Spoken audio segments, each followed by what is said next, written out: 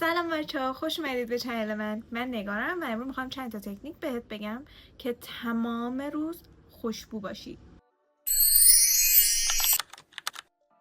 امروز قراره بهت یاد بدم که چجوری اون آدمه باشی که همیشه رد پوش همه جا میمونه.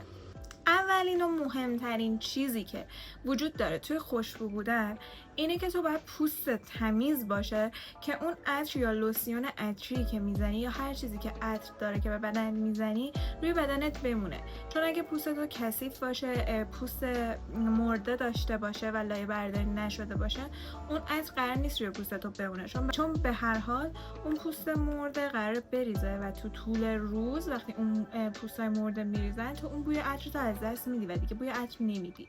دومین چیزی که میخوام بهت بگم یه تکنیکیه که توی تیک تاک و یوتیوب خیلی وایرال شده بود که من تستش کردم و واقعا جواب گرفتم. که عطر زدن همبرگری که چجوریه؟ ما به صورت یه همبرگر نیاز داریم به یه نون زیری، یک لایه گوشت که میشه اون عطر اصلیمون و لایه بالایی که میشه نون همبرگر. لایه زیری همبرگر که میشه یه مرطوب کننده ای که تو روی پوست تمیزت میزنی که اون پوست از اون حالت خشکی در بیاد. مثل چی میمونه؟ دقیقا مثل یه اسفنج میمونه که اگه مرطوب نباشه هر چی هم که تو روی اون اسفنج قرار بدی قرنی به لایه های زیری برسه، چون اصلا مرطوب نیست، همون رو خشک میشه، یعنی تو همون لایه اول رو میاد مرطوب میکنه و همونجا میمونه.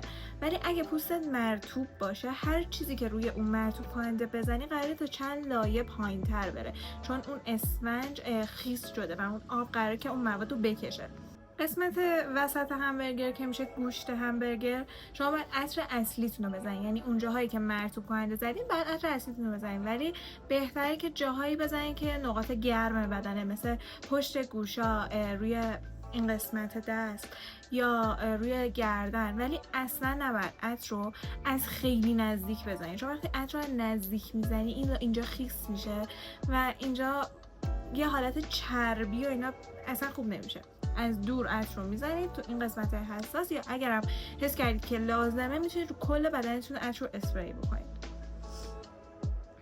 قسمت بالای همبرگر که میشه نون اون همبرگر، دوباره باید یک لایه نازک از مرطوب کننده خیلی سبکتر یا بادی میست خیلی سبک بزنید که این دوتا فیکس بشن، یعنی اون عطر بین این دو لایه فیکس میشه.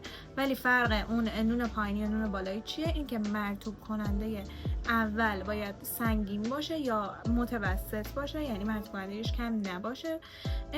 لایه روی بیشتر میتونه تو مایه های آبرسان و یه مرطوب کننده سبک باشه که فقط یه لایه باشه که محافظ اون عطر زیری باشه. سومین کاری که میتونید انجام بدید اینه که توی حموم بدنتون رو اسکراب کنید. لازم نیستش حتما اسکراب های بیرون رو تهیه بکنید، میتونید با شکر و یه سری روغنای بدن ها، روغن نارگیل، بادومی، هر روغنی که به پوستتون میسازه ترکیب کنید با یه ذره از شامپو بدنتون که بهتره که معطر باشه ترکیب کنید، روی بدنتون بکشید. نباید خشن برخورد کنید چون پوستتون آسیب میبینه. میکشید، اسکراب میکنید، لیف میزنید. شما باید هر کاری که میتونید انجام بدید که اون پوست مرده از روی بدنتون بلند بشه. پس اسکراب گزینه خیلی خوبیه. چهارمین چیزی که میتونید رعایت بکنید ولی واقعا دل بخواهیه، از عطر مو استفاده کنید. یا اگه از عطر مو خوشتون نمیاد، که به نظرم بهتره که عطر مو استفاده کنید چون برای مو خوب ساخته شده، ولی اگه خوشتون نمیاد میتونید از همون عطر خودتون یکم با آب ترکیب کنید قبل از اینکه موهاتون رو بخواید خوش بکنید. خیلی کم از دور یکم جوری بالای سرتون اسپری بکنید روی موهاتون. بعدش هم که سشوار میکشید و حالا اون الکلی که اگر داشته باشه از روی موهاتون بلند میشه. ولی ترجیحاً عطر مو گزینه خیلی بهتریه، چون که خب به هر حال برای مو ساخته شده و قطعاً ضرری براش نداره. پنجمین تکنیکی که میتونید انجام بدید اینه که همیشه یه عطر جیبی توی کیفتون داشته باشید. لازم نیستش که حتما عطر روزانه‌تون باشه یا مثلا عطر انقدی بردارید بذارید تو کیفتون، نه. اون یه عطر جیبی داشته باشین که هر وقت احساس کردی که بوتون داره از بین میره یا مثلا بوتون داره کم رنگ میشه، میتونید از اون عطر استفاده کنید و عطرتون رو تمدید کنید. کلا تمدید کردن عطر خیلی جوابه، واقعا این گزینه خیلی مناسبه. ششمین چیز اینه که اگه تو این کار رو انجام ندی، اگه این کار ششم رو انجام ندی، کل کاری که قبلش کردی به فنا میره. مسواک بزن، خیلی مهمه.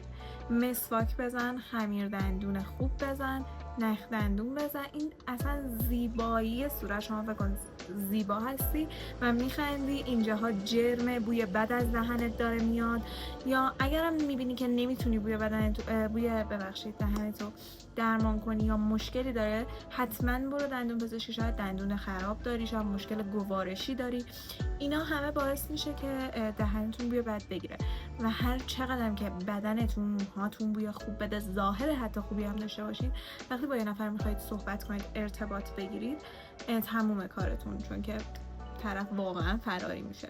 بچه این تکنیک ها رو لازم نیست همه رو انجام بدید، هر چندتاشو که انجام بدید برد کردید، ولی تکنیک آخر از همه مهمتره، دندون رو همیشه اول انجام بدید. مرسی که تا اینجا ویدیو رو نگاه کردین. امیدوارم که استفاده کنید و حالشو ببرید.